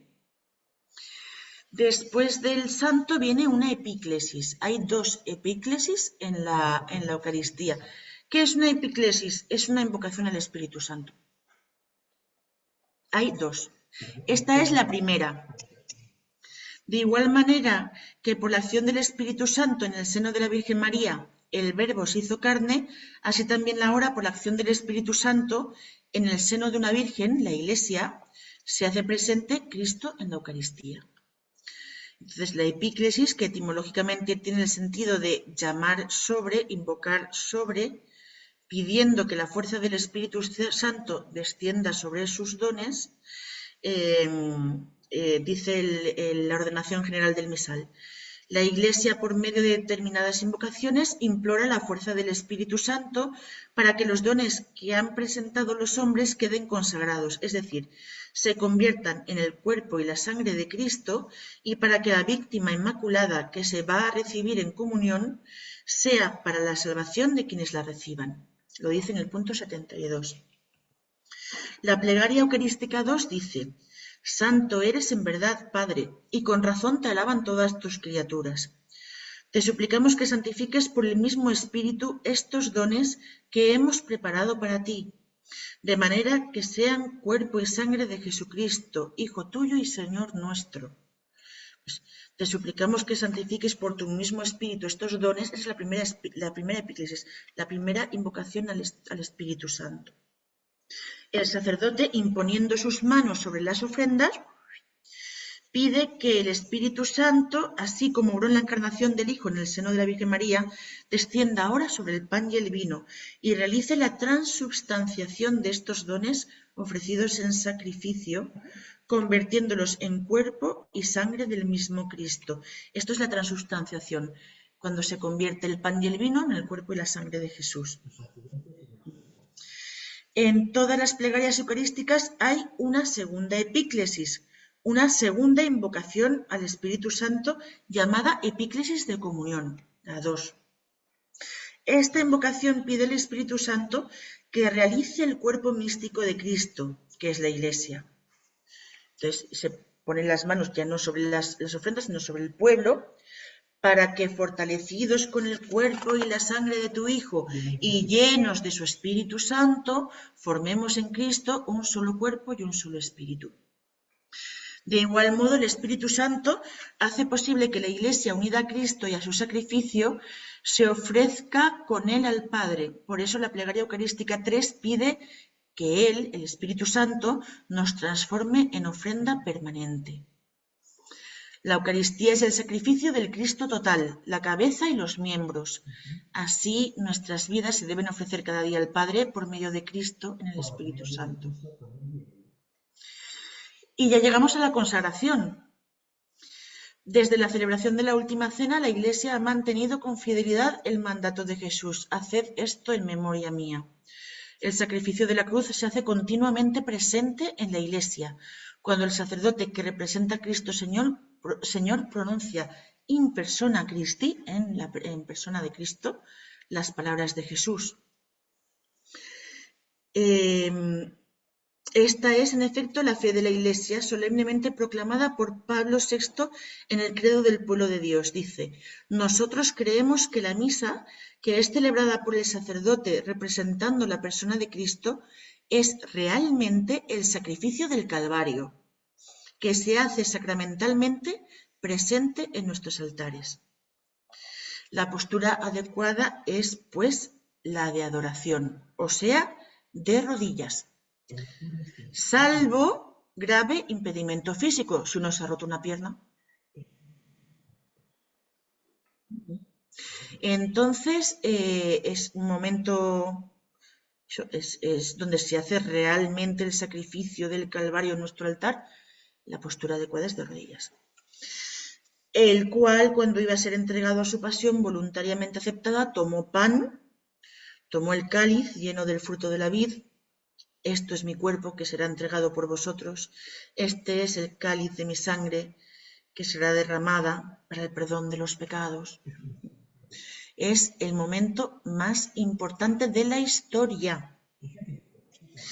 El sacerdote ostenta con toda reverencia, alzándolos, el cuerpo y la sangre de Cristo, y hace una y otra vez la genuflexión. Mientras estamos arrodillados, el sacerdote también se arrodilla en genuflexión, mientras los acólitos pueden incensar las sagradas especies veneradas. El pueblo cristiano adora primero en silencio y puede decir jaculatorias por dentro como: es el Señor, Señor mío y Dios mío, el Hijo de Dios me amó y se entregó por mí. Jaculatorias, las que cada uno rece en silencio mientras la elevación. Y enseguida confiesa comunitariamente su fe y su devoción. Este es el sacramento de nuestra fe. Anunciamos tu muerte, proclamamos tu resurrección. Ven, Señor Jesús. También se puede decir: cada vez que comemos de este pan y bebemos de este cáliz, anunciamos tu muerte, Señor, hasta que vuelvas. Y el pueblo responde: por tu cruz y tu resurrección nos has salvado, Señor. Proclamamos nuestra fe en lo que estamos celebrando. Y luego viene el memorial o anamnesis, dentro de la plegaria eucarística también. Después de las palabras de la consagración, así pues, Padre, al celebrar ahora el memorial de la pasión salvadora de tu Hijo, de su admirable resurrección y ascensión al cielo, ¿vale? Entonces, al celebrar este memorial de la pasión, el memorial es la anamnesis. La anamnesis significa memorial. La palabra griega anamnesis significa memoria, recuerdo. Memoria es la palabra que vincula idealmente la Eucaristía a la Pascua judía, que era también un memorial de lo ocurrido en el Éxodo, del paso de los... Por favor, es que no me centro. Del paso del pueblo esclavo en Egipto a la tierra prometida. Tiene una importancia tal que San Pablo, en el relato de la institución, repite 2 veces aquel mandato de Jesús y especifica además cuál es el contenido de la memoria que se ha de hacer, diciendo: pues cada vez que coméis de este pan y bebéis de esta copa, anunciáis la muerte del Señor hasta que vuelva. 1 Corintios 11:26. El contenido de esta memoria es, pues, la muerte de Cristo.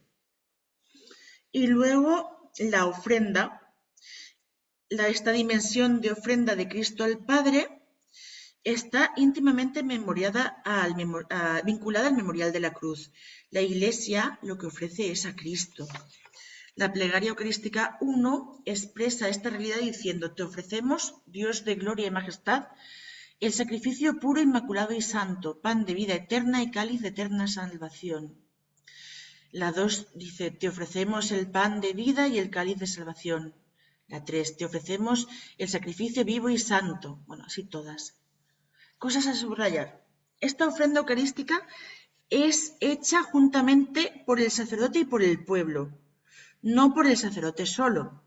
Te ofrecemos y ellos mismos te ofrecen este sacrificio de alabanza, dice la plegaria 1. Esta participación real de los fieles en la ofrenda no implica una confusión entre el sacerdocio ministerial y el sacerdocio común de los bautizados. Son cosas distintas, pero están ahí los dos. El sacerdote actúa en persona de Cristo cabeza y los fieles participan también del sacerdocio de Cristo por el bautismo, aunque ese sacerdocio difiere no solo en grado, sino en esencia del sacerdocio ordenado. En la ofrenda que los hombres hacemos, no podemos realmente dar a Dios sino lo que Él previamente nos ha dado: la vida, la libertad, la salud. Por eso decimos: te ofrecemos, Dios de gloria y majestad, de los mismos bienes que nos has dado, el sacrificio puro, inmaculado y santo. Esta ofrenda es Jesucristo, que se ofrece con su cuerpo y con su sangre. Plegaria eucarística 5. Y pasamos ya a las intercesiones, que eran las intercesiones y la doxología final. La comunión de los santos es un dogma de fe católico por el que creemos que estamos unidos a los demás cristianos como miembros de un mismo cuerpo, unidos a nuestra cabeza, que es Cristo. Entonces, también estamos unidos la Iglesia del cielo, la Iglesia que viviremos aquí y la que está purgando en el purgatorio. En la celebración de la misa, que es la oración por excelencia, se realizan intercesiones de unos por otros, por los vivos y por los difuntos, y por el mundo entero. En las plegarias eucarísticas se incluyen una serie de oraciones por las que nos unimos a la Iglesia del cielo, de la tierra y del purgatorio. Por ejemplo, en la plegaria eucarística 3 se invoca primero la ayuda del cielo, de la Virgen María y de los santos, por cuya intercesión confiamos obtener siempre tu ayuda. Enseguida se ruega por la tierra, pidiendo salvación y paz para el mundo entero y para tu Iglesia peregrina en la tierra, especialmente por el Papa y los obispos, pero también con una intención misionera por todos tus hijos dispersos por el mundo. Y finalmente se encomienda a las almas del purgatorio a la bondad de Dios, es decir, se ofrece la Eucaristía por nuestros hermanos difuntos y cuantos murieron en tu amistad. Es súper bonita esta oración. Y la doxología final es como un brindis final, el por Cristo, con Él y en Él. La palabra doxología viene del griego doxa, que significa gloria.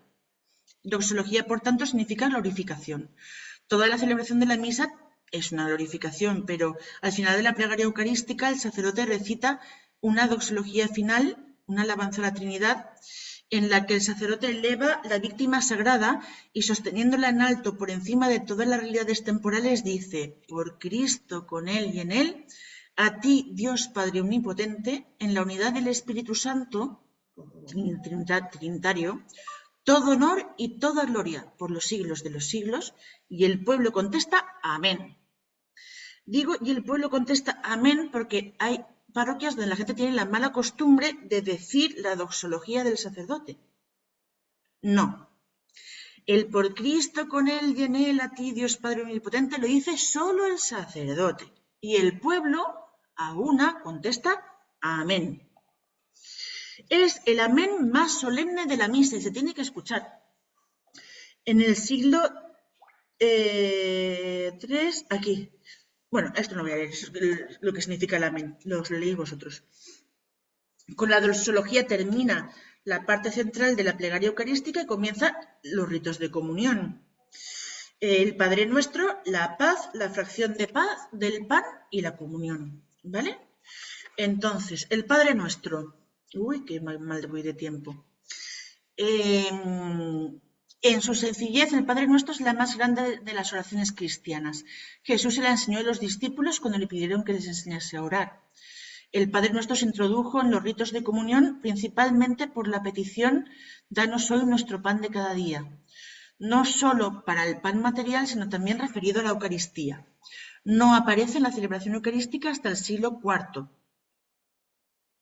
Ayuda a los cristianos a comprender lo que dijeron los mártires de Bitinia, a quienes se prohibió celebrar la misa. Dijeron: nosotros no podemos vivir sin la Eucaristía.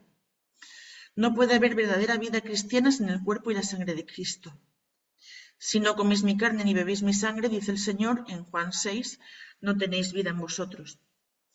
Otro sentido de esta oración en este momento es el penitencial, pidiendo la purificación interior para acceder convenientemente a la mesa del Señor. Perdona nuestras ofensas. También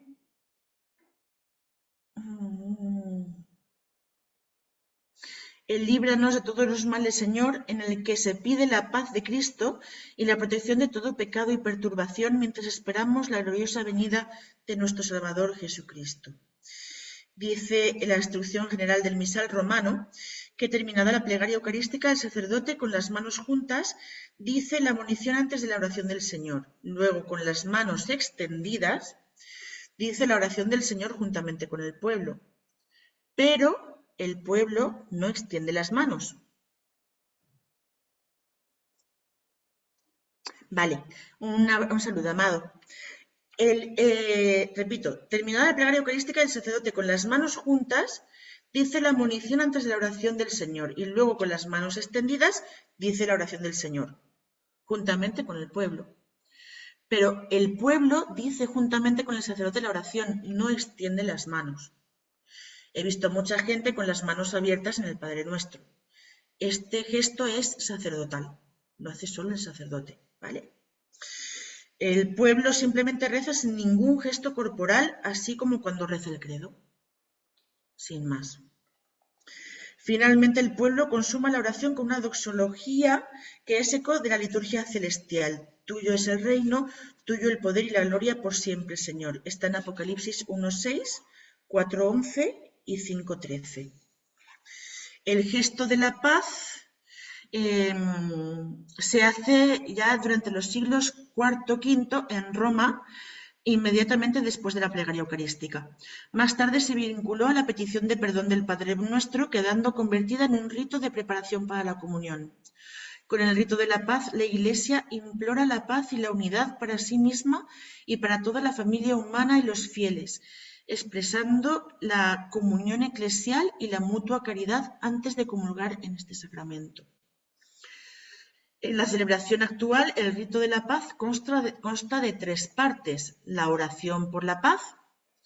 Se dirige a Cristo pidiendo en nombre de la Asamblea que conceda a la Iglesia la paz y la unidad que entregó a los apóstoles.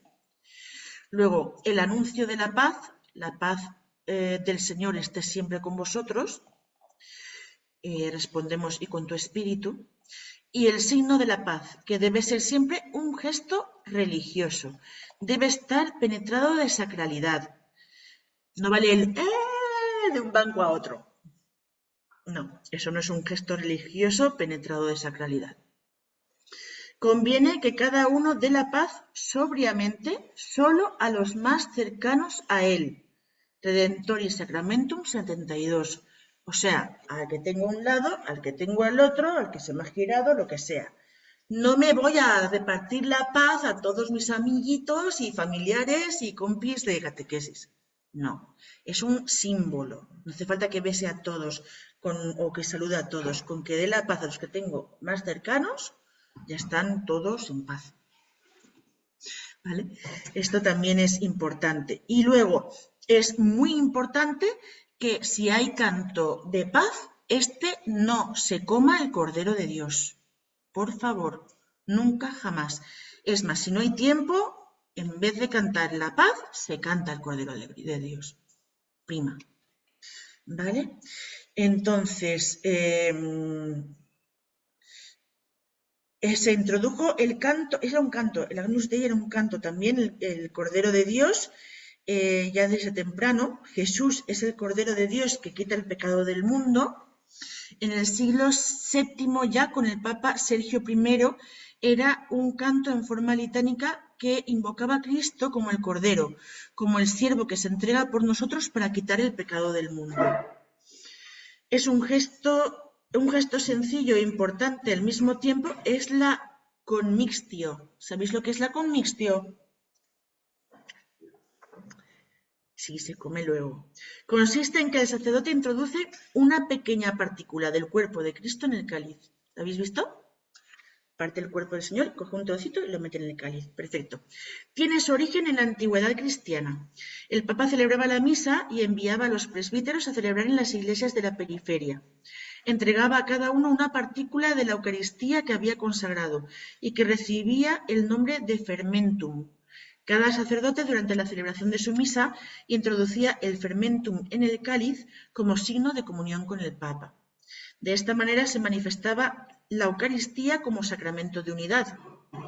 La ordenación general del misal romano dice que el sacerdote realiza la fracción del pan y deposita una partícula de la hostia en el cáliz, para significar la unidad del cuerpo y de la sangre del Señor en la obra salvadora, es decir, del cuerpo de Cristo Jesús viviente y glorioso.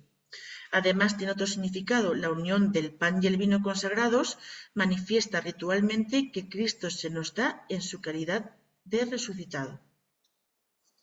Y ya el sacerdote, mostrando al pueblo el pan y el vino, repite el pan, repite: este es el Cordero de Dios que quita el pecado del mundo, como dijo Juan Bautista en Juan 1:29. Dichosos los llamados a la cena del Señor. A continuación, el pueblo responde repitiendo las palabras del centurión romano, que maravillaron a Cristo por su humildad y atrevida confianza. En Mateo 8, del 8 al 10, Señor, yo no soy digno de que entres en mi casa, pero una palabra tuya bastará para sanarme. No soy digno. No, nosotras no decimos no soy digna. Son las palabras del centurión y las rezamos todos igual. No soy digno. No hace falta pasarlo al femenino. Y ya la comunión, que es el momento en el que confluye toda la celebración eucarística. La comunión sacramental con Cristo acrecienta nuestra unión con Él, nos separa del pecado, nos renueva, nos fortifica, profundiza nuestra incorporación a la Iglesia realizada por el bautismo. Cristo se entrega en la comunión como alimento, como pan vivo bajado del cielo, que va transformando en Él a quienes le reciben. Siendo un momento tan extraordinario de gracia, debemos disponernos a vivirlo con una fe intensa, con sentido de adoración y entrega completa a su voluntad. Solo la gracia de Dios que actúa a través de la oración puede disponernos adecuadamente. El misal presenta 2 oraciones para que el sacerdote haga una de ellas en secreto antes de comulgar. La más extensa es: Señor Jesucristo, Hijo de Dios vivo, que por voluntad del Padre, cooperando con el Espíritu Santo, diste vida al mundo, líbrame por la recepción de tu cuerpo y de tu sangre de todas mis culpas y de todo mal, concédeme cumplir siempre tus mandamientos y no permitas que jamás me separe de ti. Es preciosa. Cuando la persona va a comulgar, solo se puede comulgar estando en gracia, Si alguien está en pecado mortal, no puede comulgar. En el momento de comulgar hay un diálogo entre el ministro y el fiel. El cuerpo de Cristo, dice el ministro, y el fiel recibe la Eucaristía diciendo amén. Lo recibimos de parte de la Iglesia, no vamos a cogerlo con nuestras manos del altar en plan self-service. La Iglesia es la mediadora del cuerpo de Cristo, la que te lo acerca, y tú lo recibes diciendo amén. Sobre comulgar en la boca o en la mano, os lo leeré cuando acabe todo, al final, a los que os queráis quedar, ¿vale? Se puede hacer de las 2 maneras, pero hay que hacerlo bien de las 2 maneras, ¿vale? La forma ordinaria es en la boca, eso es lo que digo, pero es que es un poquito largo de dónde viene esto y qué es la conclusión a la que yo he llegado y lo que yo recomiendo. Os lo puedo leer ahora cuando acabe las partes de la misa si os queréis quedar. Y si no, lo tenéis en el documento que os voy a dar también, ¿vale? Algunas consideraciones. Bueno, oración final y los ritos de conclusión. Bueno, después de la comunión debe haber un momento de reposo y oración, o si se prefiere, puede también la asamblea cantar un himno, un salmo o algún otro canto de alabanza. La exhortación apostólica Sacramentum Caritatis afirma a este respecto. Tampoco se descuide el tiempo precioso de acción de gracias después de la comunión. Además de un canto oportuno, puede ser también muy útil permanecer recogidos en silencio. A veces me ha pasado ver en coros parroquiales que tienen un canto de comunión y como va mucha gente a comulgar, lo cantan una vez y 2 y 3 y 4 y lo repiten y lo repiten y lo repiten. No hace falta. Se puede cantar una vez y dejar silencio. El silencio es bueno. El silencio en ese momento es un silencio orante. Tenemos mucho miedo al silencio y Dios habla en el silencio. Entonces, por favor, dejad que la gente rece en silencio sin cantos de fondo, no pasa nada. Algún día os hablaré del canto en la liturgia, de mi experiencia de 20 y tantos años como chica de la guitarra. Después de la oración de poscomunión, el sacerdote saluda al pueblo y lo bendice trazando la señal de la cruz e invocando la Trinidad. La bendición de Dios Todopoderoso, Padre, Hijo y Espíritu Santo, descienda sobre vosotros. Así como el Señor, al despedirse de sus discípulos en el momento de la ascensión, alzó sus manos y los bendijo, y mientras los bendecía se separó de ellos y fue elevado al cielo, ahora por medio del sacerdote que le representa, el Señor bendice al pueblo cristiano que se ha congregado en la Eucaristía para celebrar el memorial de su pasión salvadora y de su admirable resurrección y ascensión al cielo, mientras espera su venida gloriosa. Finalmente, el sacerdote despide al pueblo. La palabra misa deriva del verbo latino mittere, que significa enviar. La celebración de la Eucaristía termina con el envío de los cristianos al mundo. Y no se trata aquí tampoco de una simple exhortación, vayamos en paz, apenas significativa, sino de algo más importante y eficaz. En efecto, así como Cristo envía a sus discípulos antes de ascender a los cielos, les dice, id por todo el mundo y predicad el Evangelio a toda criatura, ahora el mismo Cristo, al concluir la Eucaristía, por medio del sacerdote que actúa en su nombre y le visibiliza, envía a todos los fieles para que vuelvan a su vida ordinaria y en ella anuncien siempre la buena noticia con palabras y más aún con obras. A través de estas palabras se manifiesta el vínculo que debe existir entre liturgia y vida cristiana.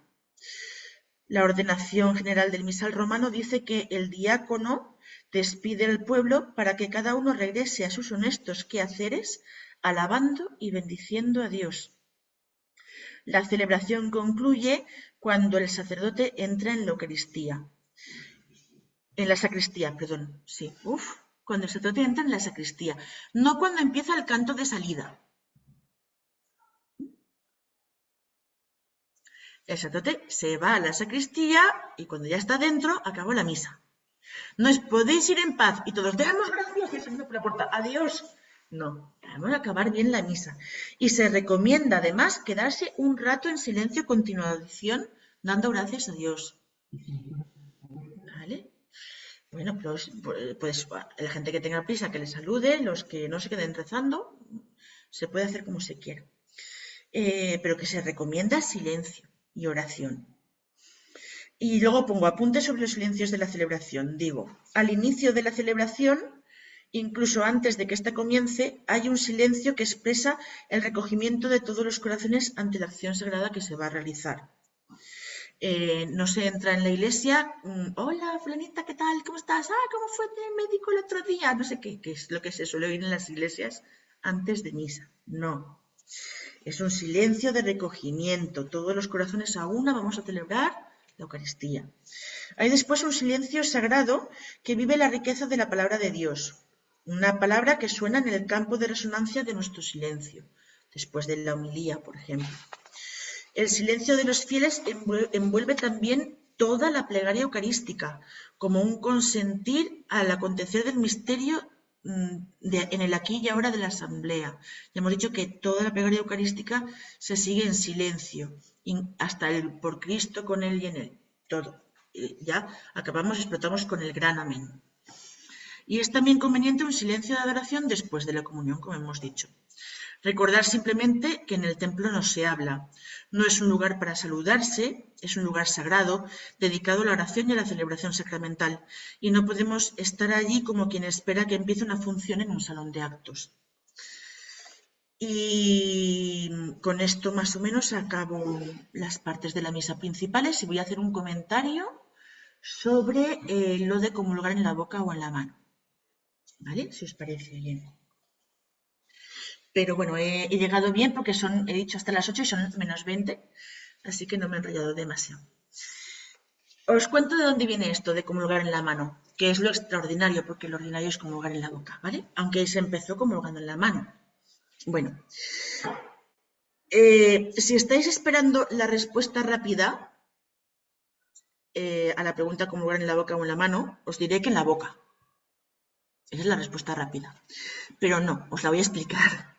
Ahora hay una dispensa, existe en España una dispensa para hacerlo en la mano y también en otros lugares con determinadas condiciones. Os cuento la historia brevemente. Según lo que nos cuentan los padres de la Iglesia, en tiempos de persecución en la Iglesia primitiva se comulgaba en la mano.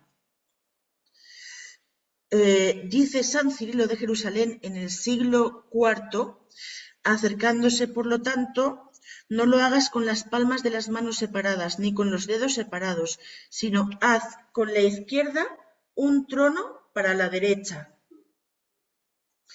ya que esta mano está a punto para recibir al Rey. Haciendo el hueco en la palma, recibe el cuerpo de Cristo, añadiendo amén. Porque dime, si alguno te diese unas limaduras de oro, ¿no las guardarías con toda diligencia, procurando no perder nada de ellas? ¿No procurarás, pues, con mucha más diligencia que no se te caiga ninguna migaja de lo que es más precioso que el oro y que las piedras preciosas?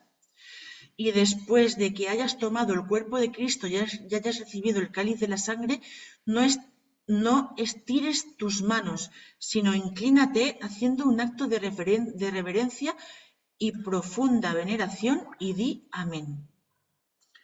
Otros autores antiguos también narran algo parecido al momento de explicar el rito de la comunión. Por ejemplo, Tertuliano dice: cuidamos escrupulosamente que algo del cáliz o del pan pueda caer en la tierra. San Hipólito recomienda: cada uno esté atento, que ningún fragmento caiga y se pierda, porque es el cuerpo de Cristo que debe ser comido por los fieles y no despreciado.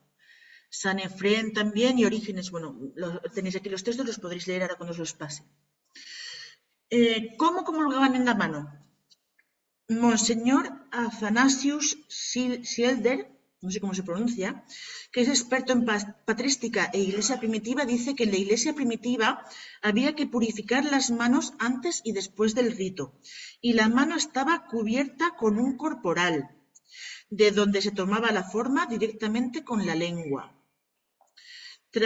O sea que no tocaba la mano el Señor. Las manos limpias, sobre la mano el corporal, y se tomaba directamente del corporal. El Señor no tocaba las manos. Esto es lo que hacían la iglesia primitiva.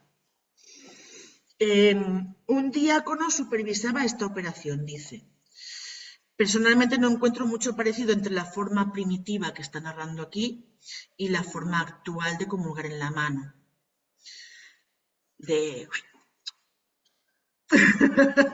En el mejor de los casos. Esto respondería yo a quienes dicen que comulgar en la mano es hacerlo como lo hacía la iglesia primitiva. Pues no. El respeto y veneración que allí mostraban parece estar ausente en nuestros días. Así pues, la comunión en la mano comenzó siendo el uso normal de la iglesia que nació en tiempos de persecución, pero con el tiempo, sin embargo, cambió a la praxis de la comunión en la boca por la mano de los clérigos, y siempre con extrema veneración. De allí que Pablo VI indica que consta que los fieles creían, y con razón, que pecaban si, habiendo recibido el cuerpo del Señor y conservándolo con todo cuidado y veneración, algún fragmento caía por negligencia.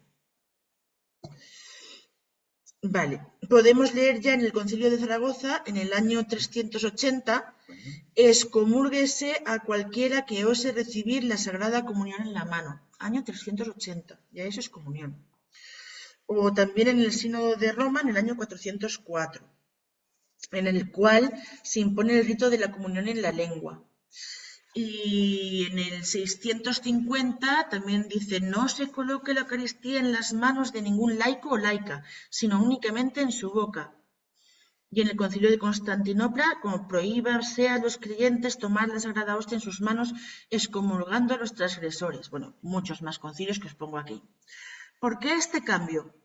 Por el desarrollo del dogma del misterio de la transubstanciación. Por ese motivo. El mismo Papa Pablo IV dice: después de que la verdad del misterio eucarístico, su eficacia y la presencia de Cristo en el mismo fueran escrutadas más profundamente, por urgirlo ya el sentido de la reverencia hacia este Santísimo Sacramento, ya el sentido de la humildad con la que es preciso que este sacramento sea recibido, se introdujo la costumbre de que el ministro pusiese por sí mismo la partícula de pan consagrado en la lengua de los que recibían la comunión.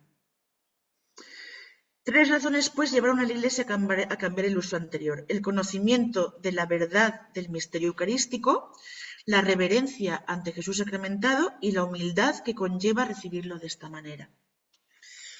Vale, entonces, tan notorio era el significado de reverencia de recibirlo en la boca que varios reformadores protestantes, como Martín Buceo, asesor de la Reforma Anglicana, se esforzaron rápidamente en cambiar el uso de la comunión en sus países, introduciendo la comunión en la mano, para que sus fieles ni pensaran en la presencia real de Cristo, ni hicieran distinción entre el sacerdocio común de los fieles y el sacerdocio ministerial. Y llegamos a nuestros tiempos. Pablo VI, en Memoriale Domini, dice, en el año 1969, planteaba que en algunos lugares se venían cometiendo diversos abusos litúrgicos al impartir la Sagrada Comunión en la mano, con la excusa de que seguía de ese modo un uso antiguo. La práctica era seguida de diversos países de tradición protestante, Holanda, Alemania, Bélgica, etc., que ponían en duda la presencia real de Cristo en la Eucaristía, negando cualquier clase de presencia en las partículas o fragmentos de la hostia, al mismo tiempo que no se distinguían con claridad entre el sacerdocio común de los fieles y el sacerdocio ministerial. Ante la práctica generalizada en estos países, la Santa Sede se vio obligada a actuar y reafirmar que la comunión en la boca no solo era la práctica que ya debe considerarse tradicional en la Iglesia, sino que el dar la comunión en la mano podía conllevar ciertos peligros, a saber, el que se llegue ya a una menor reverencia hacia el augusto sacramento del altar, ya a la profanación del mismo sacramento, ya a la adulteración de la recta doctrina.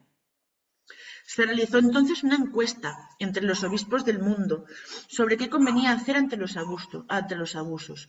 La respuesta fue categórica. La inmensa mayoría determinó que debía seguirse con la forma de administrar la comunión en la boca. Pero ¿qué hacer en aquellos países donde la costumbre se hubiese ilegítimamente arraigado, la costumbre de comulgar en la mano? Y se respondía, si en alguna parte el uso contraído se hubiera arraigado ya, la misma Santa Sede confía a sus conferencias episcopales la carga y el oficio de sopesar las circunstancias peculiares, si las hay, con la condición, sin embargo, tanto de prevenir todo peligro de que penetren en los espíritus la falta de reverencia o falsas opiniones sobre la Santísima Eucaristía. Bueno, y continúa diciendo cosas. Es decir, dejaba en manos de las conferencias episcopales que votasen y luego comunicasen a Roma su decisión, dejando libertad a cada obispo en su diócesis. Entonces, bueno, la nueva manera de comulgar no deberá ser impuesta de modo que excluya el uso tradicional. Si una conferencia episcopal decide que en la mano se puede, es forma extraordinaria, admitida, pero no debe suprimir nunca el uso de la forma tradicional que se ha declarado ya que es en la lengua, en la boca. De modo que cada fiel tenga la posibilidad de recibir la comunión sobre la lengua. Lo de negar la comunión en la boca que hemos visto con la pandemia es un delito. Canónico es un delito. Que somos buenos y no lo hemos denunciado, pero es un delito por el que se podría juzgar a los sacerdotes que han hecho eso, porque es que es derechos fundamentales de los fieles. Entonces, es difícil. Bueno. Es una excepción, un indulto, un perdón o permiso excepcional, que no se da en todas las partes del mundo. Depende de la conferencia episcopal. La nuestra sí nos lo ha dado. Pero hay sitios donde no. Tú pones la mano y te dicen, lo siento, nuestro obispo, la conferencia episcopal no nos ha dado permiso para comulgar en la mano, comulgamos todos en la boca. En España este indulto está en activo, o sea, se nos ha dado desde el año 1976, donde se estableció que fuera el fiel quien eligiera la forma. Eso sí, respetando el valor que tiene recibir la comunión y no cogerla, pues es imprescindible la mediación de la Iglesia. Es cierto que con la comunión en la boca se asegura más eficazmente la distribución reverente, decorosa y digna de la Eucaristía. Se aparta todo peligro de profanación y se guarda más perfectamente el cuidado para los fragmentos de hostia. Además, las manos del fiel se distinguen de las manos del sacerdote, porque estas últimas fueron especialmente ungidas para tocar el cuerpo del Señor desde su ordenación sacerdotal. San Juan Pablo II decía, el tocar las sagradas especies, su distribución con las propias manos, es un privilegio de los ordenados, y señala una participación activa en el ministerio de la Eucaristía, en Domine Cene, punto 11. Conclusión. En España la conferencia episcopal da libertad y el fiel elige. Pero vistos los abusos y las faltas de respeto con las que la gente suele comulgar, quizás se debería animar a las personas a comulgar de la forma ordinaria, o sea, en la boca, expresando que nosotros, a diferencia de los protestantes, sí creemos que ahí está la presencia real de Cristo. Ahora ya cada cual obre según su conciencia. Y los que comulgan en la mano tienen que hacerlo delante del sacerdote. Haciendo así, se coge y se comulga delante del sacerdote y luego ya te vas. No lo coges, te vas y comulgas por el camino. No, ¿vale? Y con reverencia. Y luego mirar bien que no haya ninguna partícula, no haya quedado ninguna partícula en la mano. Eso es lo que quieres comulgar. Sobre lo de comulgar de pie o de rodillas. Vale. Sobre comulgar de pie o de rodillas. Lo que he leído es que se debe comulgar de pie. Porque es como en la Pascua, que los judíos celebraban la Pascua, decían, con el vestido, ya con la túnica, con el cinturón preparado, come de pie y sal corriendo, ¿no? Pues igual que en aquella Pascua, nosotros pues de pie celebramos la Eucaristía y ya. Pero también se puede, el ordinario dice que se permite hacer de rodillas a quien quiera, porque también es una forma, o sea, en la forma de pie hay más implicación del simbolismo pascual y en la forma de rodillas más reverencia o veneración al sacramento. Entonces la forma ordinaria sería de pie, pero la forma extraordinaria que se puede hacer, en este caso, sería la de rodillas. Eso es lo que tengo visto. Y luego unos poquitos puntos más. La comunión frecuente y cotidiana está permitida a todos los fieles de cualquier orden y condición, de suerte que a nadie se le puede impedir, con tal de que esté en estado de gracia y se acerque a la mesa con recta y piadosa intención. Conviene sobremanera que quienes reciben frecuentemente y hasta diariamente la comunión estén libres de pecados veniales, por lo menos de los plenamente deliberados, y del apego a ellos. Basta, sin embargo, que no tengan culpas mortales con propósito de no pecar más en adelante. Ha de procurarse que la Sagrada Comunión preceda una diligente preparación y le siga una conveniente acción de gracias según las fuerzas, condición y deberes de cada uno. Y ya está. Hasta aquí lo que tengo que decir. Es bastante, pero bueno, como os voy a pasar el documento, lo podéis repasar y si os sirve, pues yo me alegro. Vale, quedan 5 minutos. ¿Hay preguntas por aquí? Voy a ver. ¿Cuándo se entiende la misa completa para poder comulgar como en los domingos? ¿Desde que el padre empieza o antes de las lecturas? O sea, ¿cómo se Se permite considera? hasta el Gloria. Hasta el Gloria, más no. Conviene ir antes de que empiece la celebración para prepararse bien, hacer oración, pero si has tenido algún imprevisto, no sé, por ejemplo, pues yo que sé, que se te ha puesto enfermo un niño o que estás de viaje y yo qué sé, cualquier cosa, y no puedes llegar antes para que se considere misa de domingo entera, entre comillas, hasta el Gloria. Después del Gloria ya no, ya es demasiado tarde. No sé, corrígeme, pero son dos cosas diferentes. O sea, que se considere misa completa en un día de precepto, Exacto. que es lo que estás diciendo, y otra Sí. cosa es que puedas comulgar, porque si tú llegas, o sea, porque comulgar se puede comulgar incluso fuera de misa. Sí, sí, sí, sí. Otra Pero cosa claro, es si no que oyes misa entera un día de fiesta, no puedes comulgar, obviamente. Porque no estás cumpliendo uno de los sacramentos de la Santa Madre Iglesia. Entonces ya sabes que no puedes comulgar si llegas después del Gloria. Entre semanas sí. claro, lo Entre digo por semana, esa diferencia. sí. Entre En semanas el día sí. de precepto estamos obligados y salvo que pase algo raro o que digas, bueno, pues ya voy a la siguiente, pero ya podrías comulgar en la siguiente, con lo cual es raro comulgar en una partida cuando vas a comulgar, o sea, cuando vas a poder ir a una misa completa después, pero en una misa de semana No, sí entre podría, semanas sí, sin ningún problema cuando llegues. no hay Cuando ninguna llegues puedes comulgar. obligación. Con esto de comulgar añado lo de cuántas veces se puede comulgar en un día, que no es propiamente una pregunta sobre la misa, pero En principio una. no, creo que son dos. Pero hay casos extraordinarios donde puedes comulgar dos, creo que con permiso del padre. Por ejemplo, si vas a un entierro o No, o ya. sea, es la segunda vez que comulgues tiene que ser en misa completa, Por ejemplo, si estás con un enfermo y te han dado, y pues dices, pues ya que estoy aquí, pues que me dé la comunión. Mm, Y la segunda vez, y después resulta que te surge ir a misa. Pues mm, vas a misa completa, ahí sí que aunque sea día de semana, tiene que ser completa. Y entonces puedes mm, comulgar. Si ya has comulgado antes, no puedes comulgar después en una misa que es un trocito.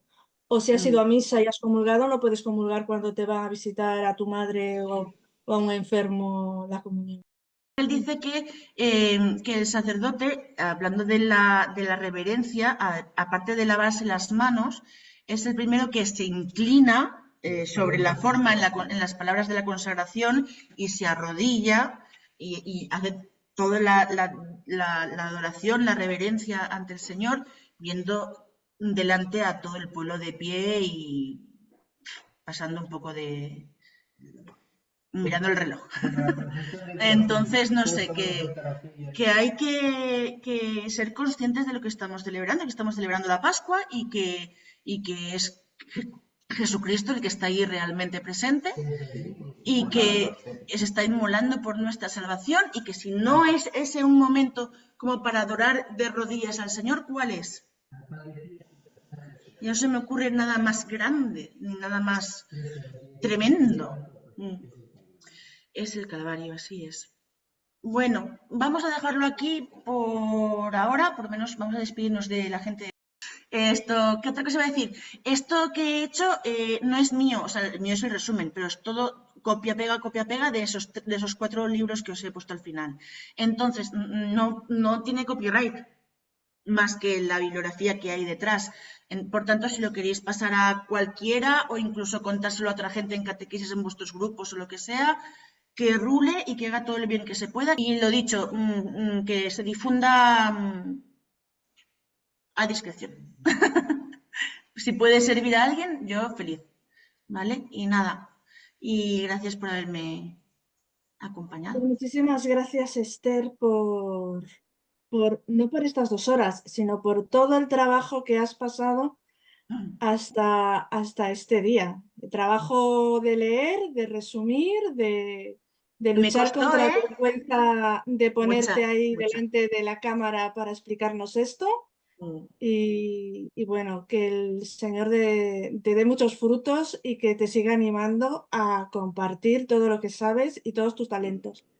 De nada, ha sido un poco intenso hacerlo tan rápido, tan junto todo, pero bueno, ahí tenéis el documento, lo podéis descargar y Súper lo bien. podéis repasar despacito. Y si os sirve para que mañana cuando vayáis a misa prestéis un poquito más atención y lo viváis un poquito más, yo, bendito sea Dios. Otra cosa, el beso, ¿cuántos besos hay en la misa? El beso al altar, el beso a la palabra y el beso al hermano. Pero al altar otra vez. Muchos besos en la misa. Gracias por haber estado hasta el final.